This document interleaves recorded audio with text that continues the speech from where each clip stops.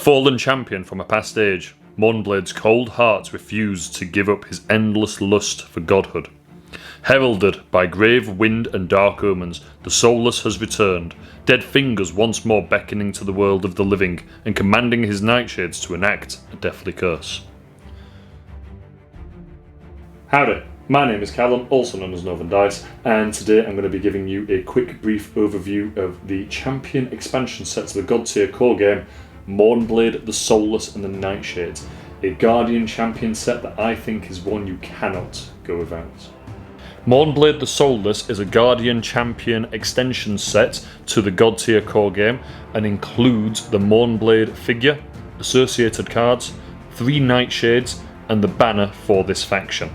Mournblade's key mechanic centred on him is his ability to manipulate the line between life and death, and as such, when he is slain, he is only worth a single point to opponents. He can also be risen by his followers and can manipulate the line for his fellow champions, ensuring that they have risen from their graves before their turn, making him an absolutely terrifying adversary to the enemy. The most terrifying thing about Mournblade is his ability to manipulate his placement of his banner on the field. He does not need to place his banner adjacent to him and can place it up to 3 squares away. Because of this, it means that he is able to control the field much faster than other champions. Being a Guardian champion also means that having his banner available to him at the end of a phase will score him extra points also. On top of this, during the clash phase, he is able to move his banner to a new location, again within so many spaces, making him a powerhouse of control. Looking at the aesthetics of the actual banner, it looks like a being that has having his soul ripped from his body, fitting really beautifully into that soulless feel and that cold stare that Mournblade seems to just hold at all times. Mournblade's super ability allows him to remove all the Nightshades from the battlefield currently on there and place all 3 Nightshades on hexes that are within 3 hexes of Mournblade, allowing him to control the field further, protecting the banner and ensuring that he is able to control the whole battlefield at all times. As already said, during the planning phase, Mournblade can use the Grave Summons ability to make a claim action up to 3 hexes away. He can also command all of his Nightshades to march forward using his Forward Minions ability, where all of them will move 2 hexes, exceeding their speed value. Whereas during the clash phase, he has his Deathwind ability, which allows him to move his banner up to a range of 2 hexes away. He can raise the dead, which allows him to raise all friendly ally champions within a range of 3. And he can use his attack, the Soul Cleave, and when he hits the enemy, he makes a recruit action, allowing him to further control the battlefield by bringing Nightshades back from the dead. Mournblade's followers, the Nightshades, are a massive nuisance and a huge threat to all enemy models. Their key feature is the Death Grip ability. Enemy models that are adjacent or try to make an advance action to the Nightshades have 0 speed, meaning that they cannot move out of their positions without using abilities of movement. It is incredibly powerful for that area control and preventing other models from advancing, although they do still follow the standard follower set in that they only have 1 hit point and a single hit can take them out. But it is this ability that makes them so integral to any battle plan where Mournblade is available.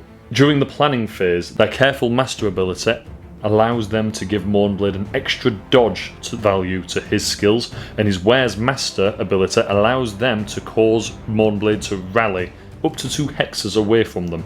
This means that if Mournblade does fall in battle, the Nightshades themselves can bring him back ready for his activation. During the clash phase, they are able to give themselves an extra targeting die, and then they have the Death's Door ability. And if the Nightshades have made a recruit action this turn, they also gain +1 aim and +1 attack value. This is a single hex adjacency attack, but it does increase in both targeting and damage dice values based on the number of Nightshades in that hex attacking a model. I can't lie when I say that I am a massive Mournblade fan. Anytime that I need a Guardian champion, Mournblade is my go-to. The control that he holds on the battlefield is second to none in my opinion. His Nightshades being able to stop enemies from moving forwards and his ability to move the banner are just exquisite abilities that you cannot go without them in my opinion. If you are going for a warband that doesn't need a guardian, then by all means avoid Mournblade, because he is not going to help you with the slaying. His attacks are very, very weak, and his Nightshades aren't very good at doing that damage, because for them to be best utilised, you want them in separate hexes next to different enemies. The moment they're all in one hex together is the moment you have really diminished your control. That said, I have made kills with Mournblade, I have made kills with the Nightshades, but in all honesty, he shines the best when he is centre stage of that field, moving his banner, Nightshades marching forward, and he is stopping everything from happening. Allowing your other champions, Slayers, allowing your Shapers to just run in there and take everyone else out because they're unable to move out of the way or dodge. I'm also a huge fan of those aesthetics. I'll say it once, I'll say it again. I'm incredibly shallow and I know that I like things to look good, and Mournblade is a damn sexy skeleton, and I am not ashamed to say that. Everything about this model screams ethereal, it screams undead, and the wisps of soul coming out of all of these models just look divine. As far as Synergies go, I've already said that I think that he needs to just be on your warband no matter what because of the control, but quite often you've got some Slayers who have got very limited range, and in all honesty, Mournblade mitigates that entirely. He ensures that enemies cannot move and you can have your Slayers march in and take everybody out. I've had a lot of success with Mournblade taking on other warbands with 2 Slayers at his sides. I've also had excellent success with Shapers as well. For me, it's a no-brainer to have a synergized combo of Mournblade, the Soulless, and Skullbreaker, the Dragon Slayer. Skullbreaker is very much about massive hits, huge damage, but his range is incredibly poor. And because of that, he's not always able to make those kills every round. Having Mournblade and the Nightshades at his side means that he is able to gradually make his way in and take enemies out easily. This has been my brief overview of Mournblade, the Soulless, and the Nightshades for Godtear, the core game. I am a massive fan of Mournblade, and if you are in need of a Guardian champion to really top your warband off, Mournblade is an absolute no-brainer in my opinion.